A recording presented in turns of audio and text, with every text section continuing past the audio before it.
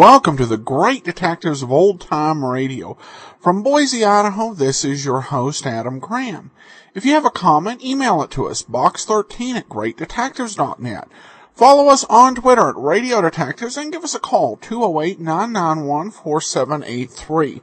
Well, this episode of the Great Detectives of Old Time Radio is brought to you by the support of our listeners. Thank you so much for all your great financial support. It's truly appreciated. Today's episode will Let George Do It. We head back to the show's normal airing order and August the 28th of 1950. I should note that it was a New Year's Day show done on January 1st, 1951, but that is missing. So we're going to play today's episode. It's one I've heard a couple of times because it's on two separate radio archives, Let George Do It collections. It's called High Card. Let's go ahead and take a listen. Personal notice. Changes my stock and trade. If the job's too tough for you to handle, you got a job for me, George Valentine. Write full details.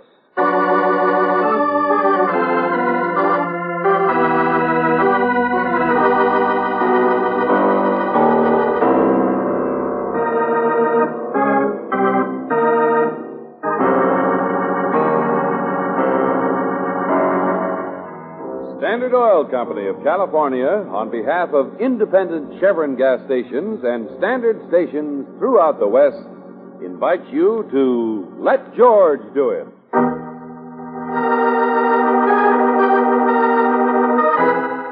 High Card, another adventure of George Valentine.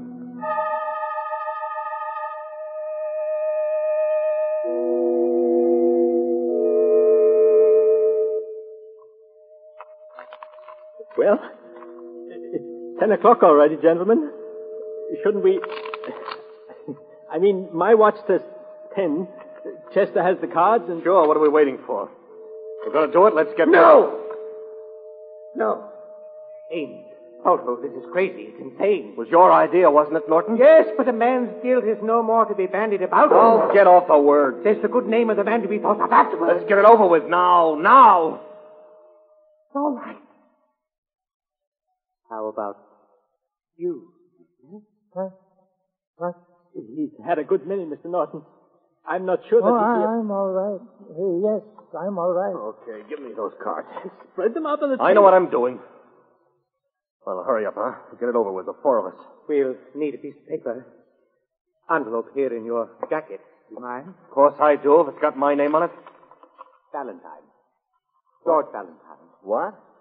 Oh, your wife's letter. From somebody named Valentine. If I'd know her friends. Here's a blank sheet from stationery. Couldn't get on with it. Dear Mrs. A, I am so sorry to hear of your concern over your husband. Naturally, I will do whatever I can to help. Sincerely, George Valentine. You mean that? But... Sir, how do you like... For heaven's sake, stop the stalling, both of you. Will you get... All right. I draw one. Go on, draw a card. Me? Go on. So. All right.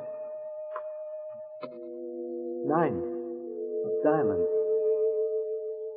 Yeah. Norton? 9 of clubs. 9 again? Give me one of those. Jack.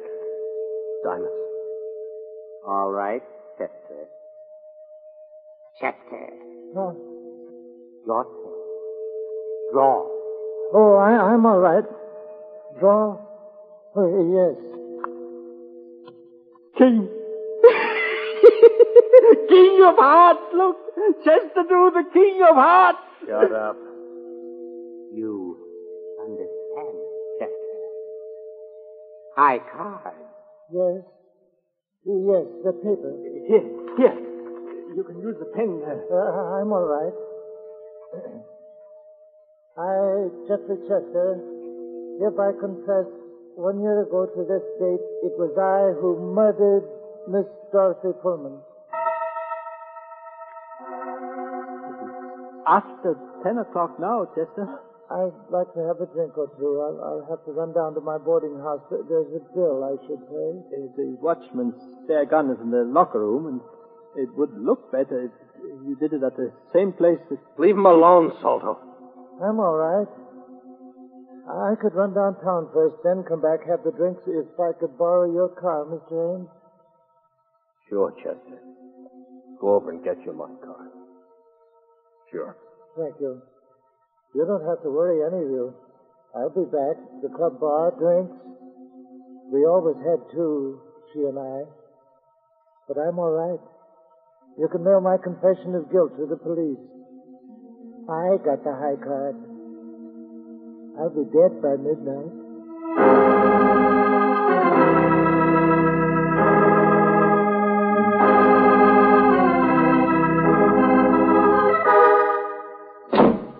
Where are you, Sylvia? The big idea, that letter in my coat pocket. Miss Valentine, who is he? Honey? Oh, there you are. So sorry to hear of your concern over your husband. Of all the meddling... Please.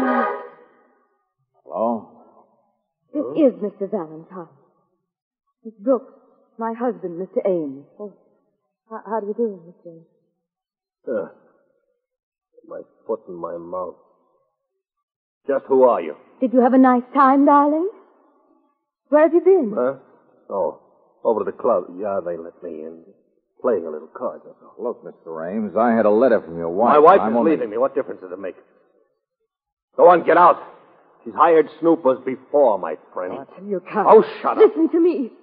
You were beaten up the other night. Get them out of here. Get yourself out of Oh, here. oh, no. Stop it, will No, you? listen. What's the matter with you, friend? Victor, that was your car, wasn't it?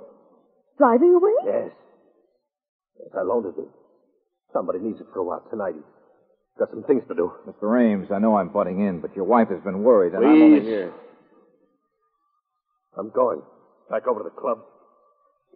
There's nothing anybody can do now except to make things worse. What? Darling! Send him home, Sylvia.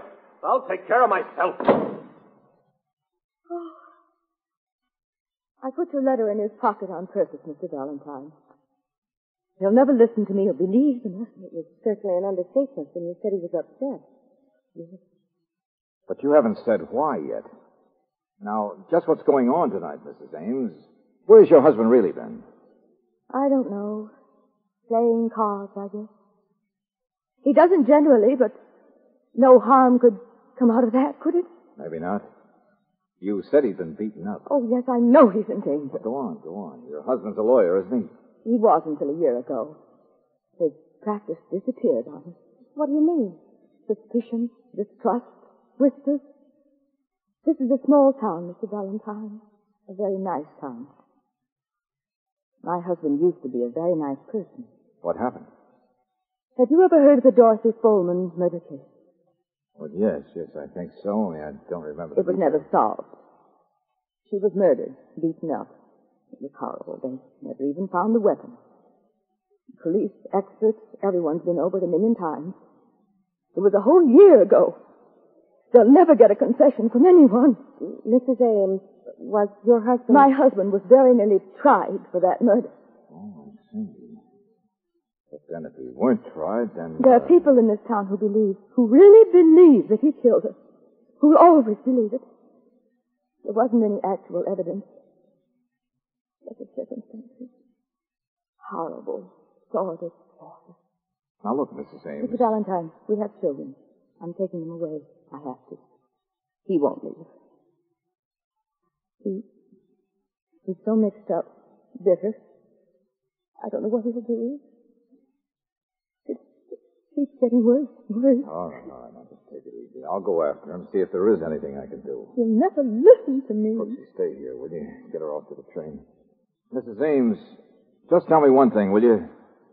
Do you think your husband killed this Dorothy Folman? Mr. Valentine,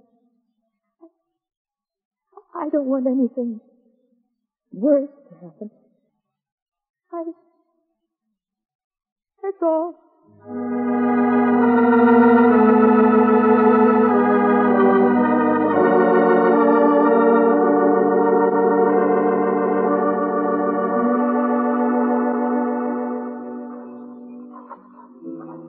I say, excuse me. You're Mr. Valentine, aren't you? George Valentine? Yeah. I was looking for the club doorman. My name is Norton. This is quite a pleasure. I've heard of you. Seen your name here and there. Oh, is that so? See here, join me on the veranda for a cup of coffee, will you? Hospitality of our little club isn't I'm much. sorry, Mr. Norton. I'm looking for a man named Ames. Oh, yes, Victor Ames, splendid chap. Haven't seen him in some time. Might be here later. We can read together. I said I'm sorry, Mr. Norton. Well, I certainly don't intend to be pushy. Oh, wait a moment. Perhaps I should be a bit more honest and say there's a little matter I'd like your advice on. I'd still go looking for Mr. Ames. Even if I said the little matter concerns Mr. Ames? You twist my arm. Then we can do better than the veranda, I think. People there. There's a lounge in the locker room. All right. Through here? To your left. Generally closed at night. There we are. Okay. Now, what's the story? Nothing so very important, but sit down. Sit down. How'd you know who I was out there? Well, Ames had mentioned your coming. You said you haven't seen him lately. Try again. Really, Valentine. Hey, anybody in here? Locking up. Blue shirt. Private police? Just a minute. Yes. Let go of me. Well, what are you doing here? What do you mean? Stop it. Who are you? Hey, what is it? Jimmy, I found this man. Break it up. Break what up, John? I found him in here. I'd left my wallet in my locker. All right. Oh, it's you, Mr. Norton. He was snooping, Jimmy. Now my wallet's gone. He took it. He must have. Oh, brother. What am I supposed to do? Search it. Oh, but you won't have it, will he? That's not the way they work. But he's trespassing. You can lock him up for that. I'll see to do it. Search Audrey. I'm sorry, Mr. Norton. What? I said I'm sorry. You're not going to prefer anything. Good night. Jimmy, my father was the founder of this club. When I issue an order to one of the paid employees, I expect that... Yeah, sure, issue away. Only someplace else, huh? I'll handle this end. Good night, Mr. Norton. Jimmy, I have never in my life been seen. Good night. Yes. Good night. Well, that was something. Okay, bud. Hand it over. What? Oh, now, wait a minute. You don't mean you believe that old school tie's gag about... And still you boot him out? The wallet, bud. Oh, sure. Mine. Here. Credentials. The works. Enough? Oh. Well, I didn't exactly figure. Valentine, huh? Yeah, that's right. Only look, Buster. Why? Why'd you treat him like that? Will him like lettuce before you even know what he had to say? Because I have no use for the high and mighty Mr. Norton. And don't worry, I won't get in trouble either. He maybe don't know it, but he's being eased out the side door of this club anyway. All four of them are. All four?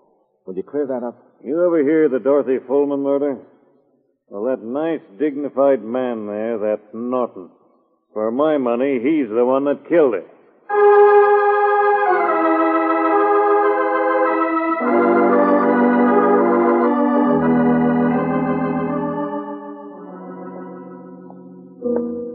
All right, so you've got your opinions, Jimmy. It's just an opinion. I'll stick to it, Mr. Valentine. But there wasn't any concrete evidence against either him or Victor Ames. And what did you mean, all four of them? And why did Norton want to stall me like that? That's all he was trying to do, keep me away from something. You're the detective, mister. Excuse me. Huh?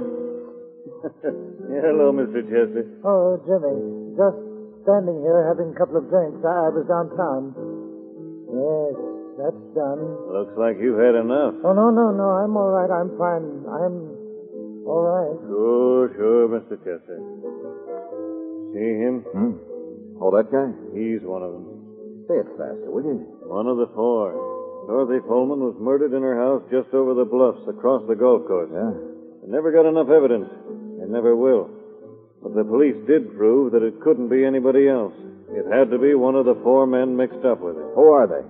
Mr. Norton, Ames, big fool, always in trouble.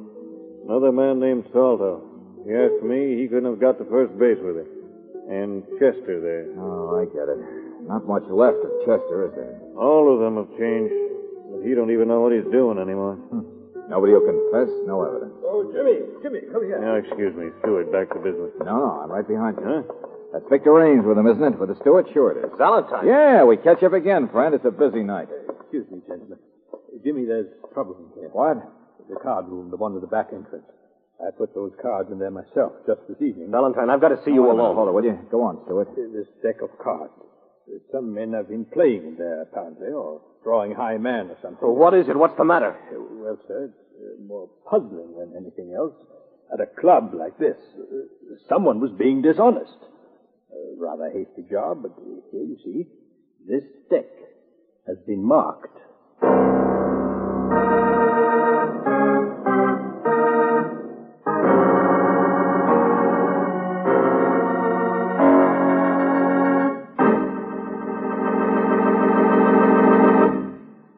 We'll return to tonight's adventure of George Valentine in just a moment. In the average car, believe it or not, there are something like 7,000 separate parts. But no single unit needs more exacting care than the automatic transmission. It can be damaged by just the smallest amount of dirt.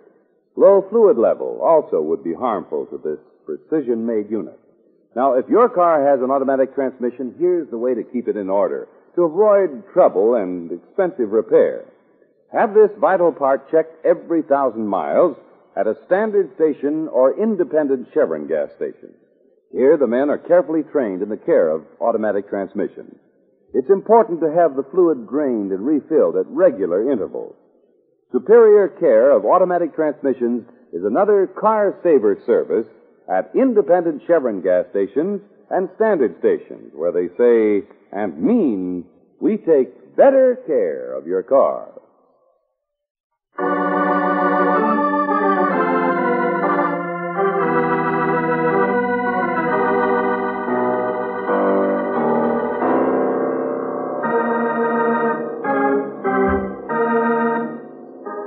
And now back to tonight's adventure of George Valentine. 9 of diamonds. 9 of clubs. Jack, diamonds. Your turn, Chester. Draw. Yes, I'm King of Hearts. I hereby confess 1 year ago it was I who murdered Miss Dorothy Fullman. I got the high card. I'll be dead by midnight. Be dead by midnight.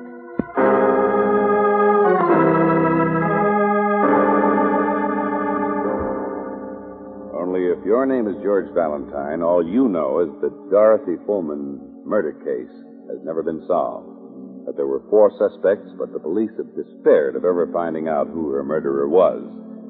Yes, all you know is that Mrs. Ames was worried about the strange behavior of her husband. And more recently, that 4 men have been playing cards in the back card room of the local club. And that the steward says the deck of cards is marked.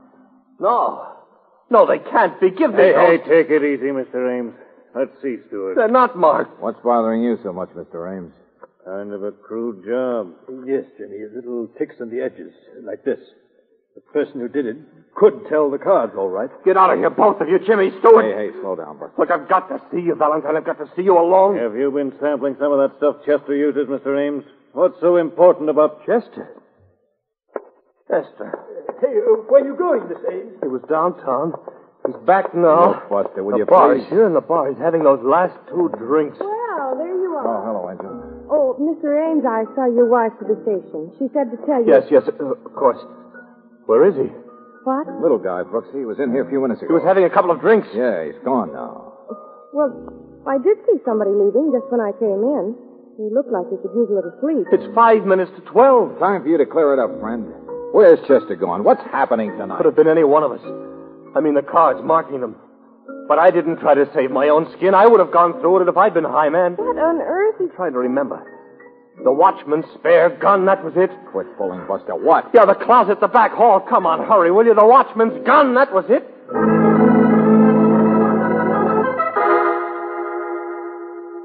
Only the cupboard was bare. He's taken it already. Chester. Certainly no gun in here. We drew. High man. He had the King of Hearts. Little Chester, the weakest one of the whole bunch. Didn't even seem to react. What do you look? I know I'm talking wildly. I'll explain later. We've got to find him first. Hurry. Oh, we're with you, all right, but who's he going to use this gun on? Oh, isn't it perfectly obvious, Mr. Valentine? On himself.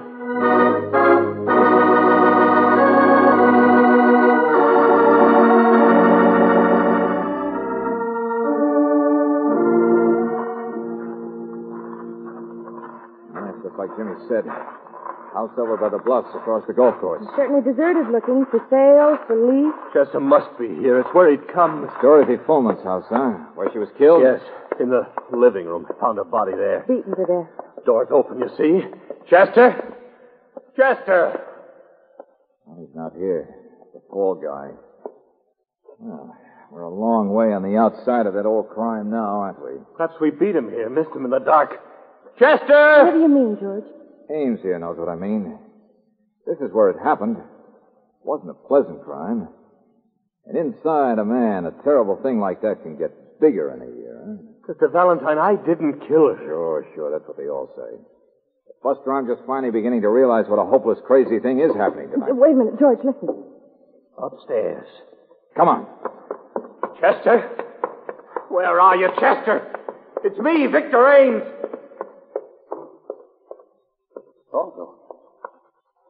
Salter, what are you doing here?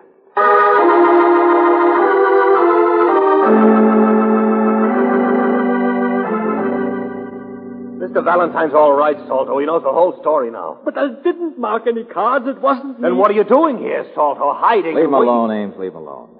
And never mind who marked the cards. But what do you think, Brooksy? 4 men actually drawing to see which one would be a fall guy. Which one would confess to a murder. I don't believe it. Oh, yes, it's very easy for the two of you to talk like that. I told them it was ridiculous. Same as Russian roulette. Spin the cartridge wheel. See who gets the bullet. Yeah, they couldn't stand to be pointed at. The suspicion, the shadow of guilt. The crime that would never be solved otherwise. Yes, I told them that, but Ames and Norton kept You saying were willing enough, Salter. You didn't have any solution anyway to keep yourself from going insane. Maybe you can't believe it, Miss Brooks. Why should you? You don't have a private hell to live in. I don't think that's exactly what she meant, Ames. Sure, I know it's not like in books where people just forget about murder. But to try to dig yourself out of a swamp by drawing, taking 1 chance in 4 of being tapped for guilt, just to lay all the ghosts for the others. If we did it, so what? We did it. We've nearly killed each other trying to make each other confess anyway. I was thinking about the second part of the bargain. Suicide for the elected guilty one. Yeah, to make sure the police would accept that confession. Mr. Ames, you might have gone through with it. You're that kind. But I just don't believe that most men Check, would... Angel. All right, how about it, Soldo? That's why you're here, isn't it? To see if Chester would go through with something that you wouldn't do yourself. that I'm sorry, Victor. I wouldn't have. I couldn't have. I went along with it. Of course I did. If I'd been high card, I don't know what I would have done, but... Okay, there's one down. Wet feet. By this time, Chester must be aboard the nearest freight train headed for parts unknown. Chester? He signed the confession. But he wouldn't do it. I know he'd been At the drinking, last but... moment, it's a little hard to pull the trigger. Is that so? You're so sure, aren't you? Huh? Moonlight out there. Window, come here. Look. It's him. It's Chester. But he's not coming toward the house. Just walking. That's the path runs up by the bluffs. Yes, and if anything happens to him, it's our fault, Salto. Come on, step on it. Run!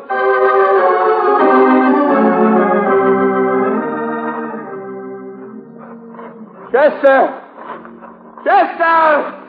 What's the matter with him? He doesn't even listen. Oh, look out, George. Now, these bluffs are pretty steep, aren't they? Chester! I'm going to climb up this way, too. Oh, no, you don't, Buster. Huh? You What? just stay behind me with Miss Brooks. Valentine. There's another way this whole thing tonight can work, but I'm going to see that it doesn't. George, look. He's up on one of the edges. Stand still.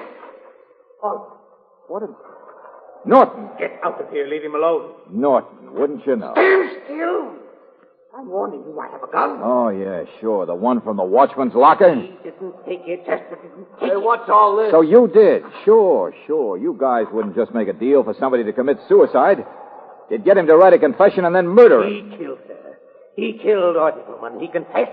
George is up on the edge. Look at him.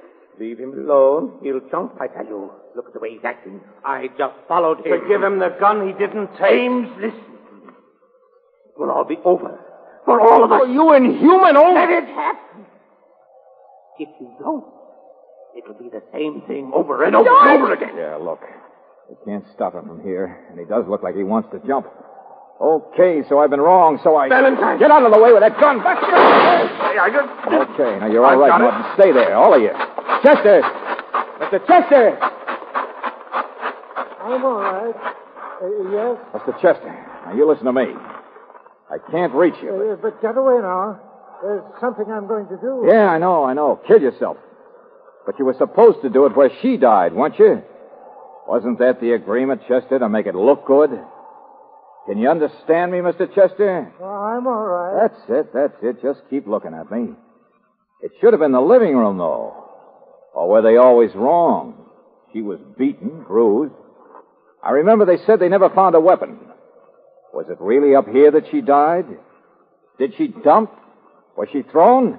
It would have looked the same if somebody then carried her body back to her house. I'm going to jump, you know. Get back. No, you're not. You're too curious, Chester. This year, since Dorothy Fullman died, must have been the worst for the one who really killed her. Don't you think so, Mr. Chester? What do you mean? But admitting it is worse. Some people can't ever do that. They'd rather die than do that. I'm going to jump. You can't stop me. But you don't even want your death to be a confession, do you? Well, they gave you a chance, the little card drawing. You knew the masked deck, the marked one, would be found sooner or later. You deliberately left it behind. No, go away The now. world would say your confession was a fraud. You were a poor little patsy. Well, any of them could have marked the cards, Norton, Salter, The high man marked them. The guilty man, Chester. All I've said is built on that. When there's a drawing, a man can't make another man take a certain card. So if he marks them, he only marks them for himself. Check? Yes, I understand, but... To pick his own card. But the lowest card picked tonight was a 9. If a man wanted a low card, that's not very safe, is it, with 52 cards in the deck? You know, it baffled me for a while, until I saw that you really did want to die. She was faithless. She was bad. Get out of my way! Oh, no, you don't. Now, just hang on. You're going to live, Buster. You're going to write a real confession.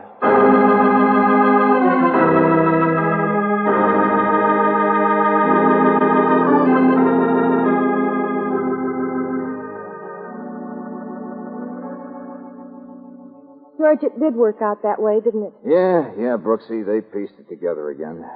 That's why Chester went up to the bluffs instead of taking the gun. That's how he had killed Dorothy Fullman a year back. And if the first confession had gone through, if he'd shot himself, nobody ever would have believed it. Well, the other 3 would have always thought they railroaded the poor little Punchy. Say that private little hell, a new one. Mrs. Ames went so in love with her husband and called you here. Mm-hmm. George, isn't it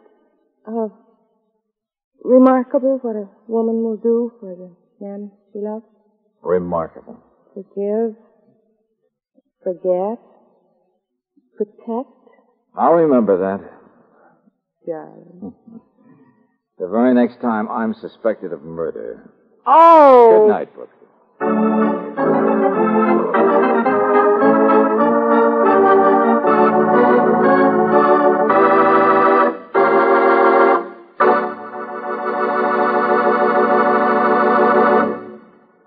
A newspaper reporter does plenty of stop-and-go driving in a month's time, short trip driving around town. And that's tough on car engines. Short trips prevent an engine from warming up. Corrosive rust gets a bigger chance to attack cylinder walls. One newspaper reporter wrote that he beat this kind of engine punishment by using RPM motor oil. I've driven my 1940 Buick, he wrote, for more than 92,000 miles. During this time, RPM motor oil was used exclusively. This is probably the reason why no repairs to the running gear or engine have been necessary. I thought you'd like to know about it, unquote. Well, friends, that's why RPM is first choice where driving's toughest. Ask short trip drivers anywhere in the West. They'll tell you more people prefer RPM than any other motor oil. And you'll find it's the best engine insurance you can buy for your car. Get RPM at independent Chevron gas stations and standard stations where they say, and means we take better care of your car.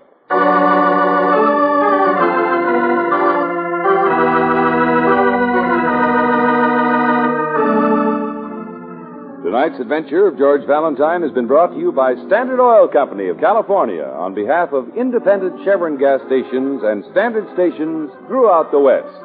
Robert Bailey is starred as George with Virginia Gregg as Brooksy. Let George Do It is written by David Victor and Jackson Gillis and directed by Don Clark. Larry Dobkin was heard as Ames, Bob Griffin as Chester, Harold Deerenforth as Salto, Ted Osborne as Norton, Lorene Tuttle as Mrs. Ames, and Bob Bruce as Jimmy. The music is composed and presented by Eddie Dunstetter, your announcer, John Heaston.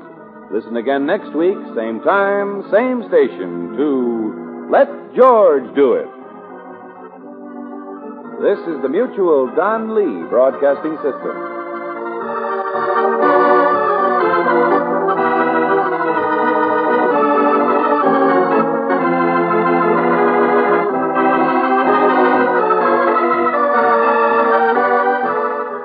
Welcome back. Well, High Card is an ideal Let George Do It episode.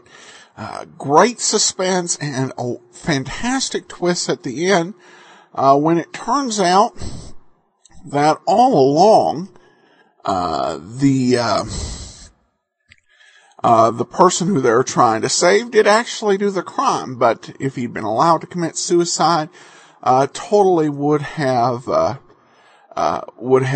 invalidated the confession in anybody's mind who found out about the card game. So it seemed there he was kind of betting on the decency of the other people in the game to realize what had happened and to come forward and state it publicly, because otherwise the only people that would feel bad were the people involved in the game.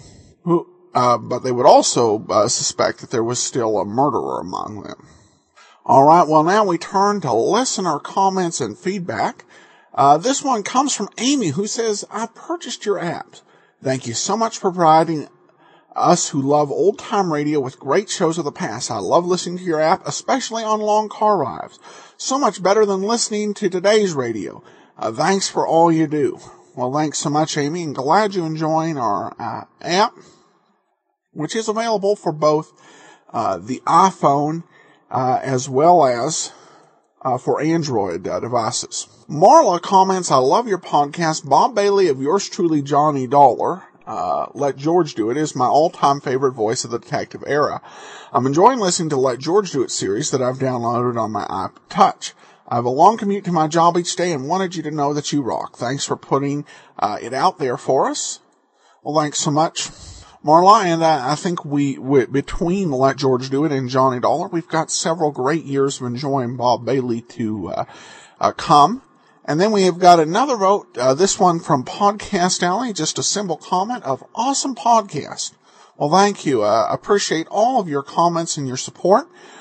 We will be back tomorrow with Sherlock Holmes, and then join us next week for another episode of Let George Do It. In the meantime, follow us on Twitter at Radio Detectives. Email us box13@greatdetectives.net. And you can give us a call, 208-991-4783. But from Boise, Idaho, this is your host, Adam Graham, signing off.